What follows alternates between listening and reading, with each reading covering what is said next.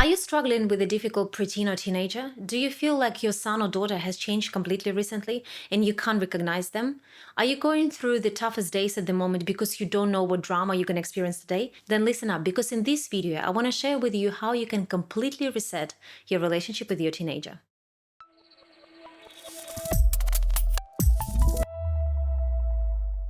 I'm Anna Lehman, personal performance coach, and in this channel we talk about everything related to personal success, and parenting is one of the huge aspects to it.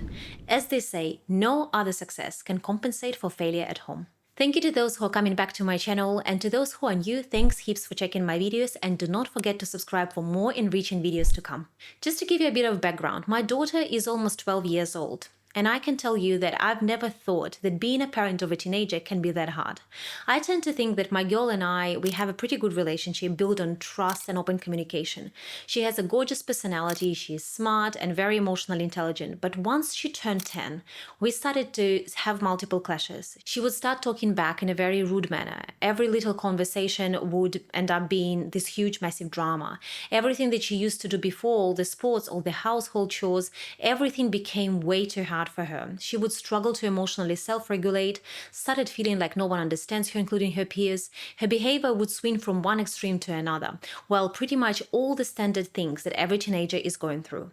So as a coach, I started to panic. I was confused why I can't coach my own daughter. But then smoothly and slowly, we started to find our own rhythm. And in a second, I will tell you what worked and what had to change. So here are a few rules that can potentially reset your relationship. Number 1, stop yelling and physically abusing your child. Well, I hope you don't, but if you do, you gotta stop, and you gotta stop immediately. Exploiting your position of power against someone who is by default in less powerful position is unethical, to say the least. In our family, we have quite significant intolerance to yelling. My daughter thinks that we are yelling at her when we just call her name from different room because she's stuck in her own room with loud music and can't hear when we call her for dinner or for something else. You will ask, but how can I stop yelling when I'm super angry and frustrated? 2 tips. First, learn to self-regulate yourself. How do you expect your teenager or your preteen to self-regulate if you don't know how to do it yourself? Remember, leading by example is super important. That is what sticks with your child the most. Breathe and meditate in the moment, and long-term sign up to some fitness classes or boxing classes or go for a walk or run daily. This will help you to develop that self-control. And tip number 2, figure out why their behavior has triggered you so much. There is something inside you which is unhealed or you haven't worked through. Children often exhibit behaviors that mirror their parents' unresolved emotional challenges and blind spots. I know that parents might not like what I'm saying here, and I don't always like to acknowledge it myself, but in many circumstances, you have to start with yourself first. You gotta look at yourself first. And you need to do that work on yourself, either with your therapist or with your coach, before you start blaming your teenager for all the problems. Always start with yourself. Rule number 2, let go of your control and expectations. Let's talk about control first. Think about this the following way. When you learn something new, you don't just go and do it perfectly, right? You practice it a few times until you master it. Similar with teenagers, they practice the separation from us, from them then to grow into independent, resilient adults. But how do they practice it? They do it in a clunky, sometimes inappropriate, sometimes rude, manner. But eventually they learn. So what we gotta do is we have to let them be. We had to let them go, but within the limits, within the conditions, of course, that we are still ultimately responsible for their well-being and health. So if my daughter stays in her room for 10 hours straight reading a book and I'm asking her to go out for a walk, I don't take, "Mom, stop controlling me," for an answer, because as a parent, I'm responsible for her physical and mental well-being. And sitting in the room for 10 hours straight reading a book is not healthy for her eyes, for her spine, for her brain that needs oxygen. And I think what's critically important is to explain to your teenagers why you are interfering in their life. Explain it again and again. I can see now that we wouldn't argue about this thing that much anymore, because my daughter knows I'm releasing the control, but with conditions. Now let's talk about expectations. When I say I had to let go of expectations, I mean letting go of that perfect persona you have created in your mind for your child. They didn't come into this world to make your dreams come true. They came into this world to make their dreams come true. So let's stop telling them what they must become, who they need to be, and who they need to grow into, and just let them be. One day I realized that whatever values and guidance I could instill in my daughter, I already did within her first 10 formative years of life. The ship has sailed. So now I just trust that when the right moment comes, she will use all that foundation to make the right choices for herself. Rule number 3, nurture your bond. I think this is the time when we have to nurture our bond with our teenagers. My husband and I always put our connection with our daughter above anything else, above marks, above some minor rules which are non-deal breakers.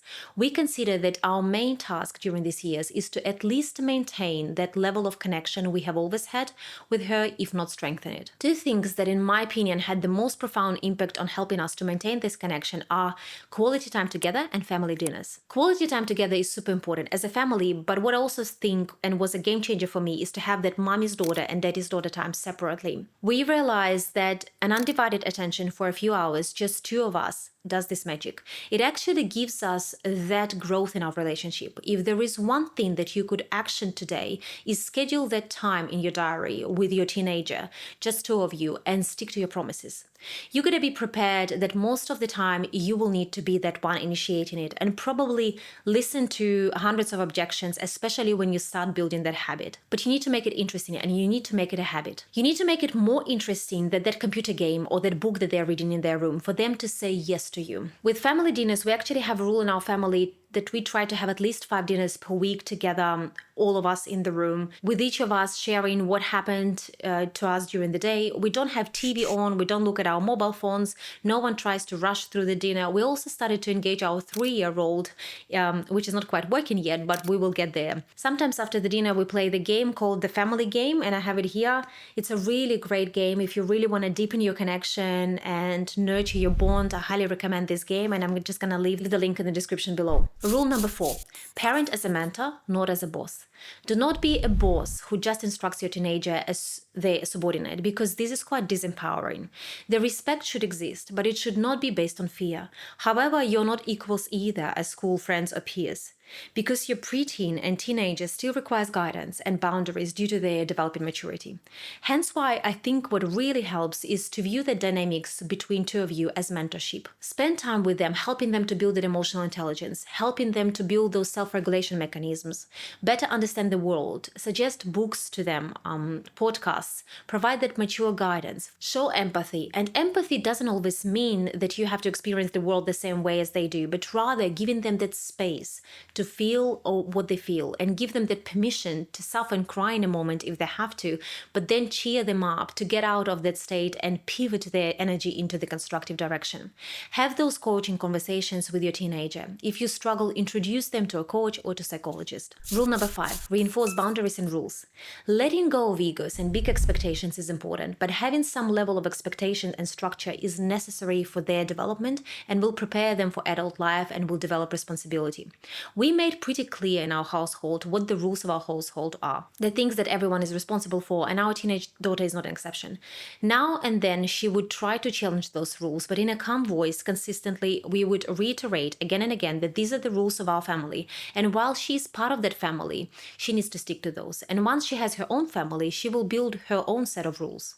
For example, this relates to household chores that she has to do, not for money, but because we all do various things as contribution to this family. And our almost 12-year-old daughter is not an exception. Create the list of those rules which are non-negotiable for each and everyone in your family and consistently stick to those. There are 3 books that I highly recommend for you to read on the topic of the how to parent the teenager. If you're interested, I'm gonna leave the links in the description below. Feel free to check it out. Hope this video was useful, and please share your strategy how you nurture your connection with your teenager in the comments below.